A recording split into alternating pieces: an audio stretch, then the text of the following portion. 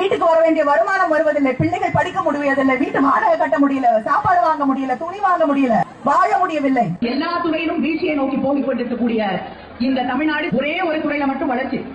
அது எது? இன்று தமிழ்நாட்டுடைய வருமானம் 36,000 கோடி. இந்தியாவிலேயே அதிகமாக இளம் விதவைகள் இருக்கக்கூடிய மாநிலமாக தமிழ்நாடு மாறிக்கொண்டிருக்கிறது. இளம் விதவைகள் நிச்சயமாக உறுதியாக நான் சொல்றேன், நிச்சயமா அதை செய்வோம். திமுகவுடைய முதல் கையெழுத்து மதுவிலக்கிற்கான கையெழுத்தாகத்தான் தலைவருடைய முதல் கையெழுத்து. மதுக்கடைகள் மூடுற 10 மணிக்கு அப்புறம் மது விற்பனை இல்லைன்னு சொல்றாங்க. ஆனாலும் அதற்கப்புறம் 11-12 மணிக்கு கூட விற்கப்படுகிறது. நிச்சயமாக திமுக தலைவர்கள் அவர்கள் குடும்பங்கள் நேரடியாக நடத்தக்கூடிய மது ஆலைகள் மூடப்படும். நல்ல நேரம் எல்லாம் யாரும் பார்க்கலங்க. மதுவிலக்கு கொண்டு வரப்படும் பொழுது நாங்கள் அந்த ஆலைகளை மூடுவோம். ஒரு நாள் டாஸ்மாக் கடைகள் இல்லாத தமிழகத்தை உருவாக்கக்கூடிய அத்தனை முயற்சிகள் திராவிட முன்னேற்ற கழகம் செய்யும். தமிழ்நாட்டில் மதுவிலக்கு சாத்தியமா சாத்தியம் நீங்க திமுக வந்து ஆட்சி வந்த உடனே முதல் கையெழுத்த வந்து மதுவிலக்கு இருக்குன்னு சொல்லி சொல்லியிருந்தீங்க.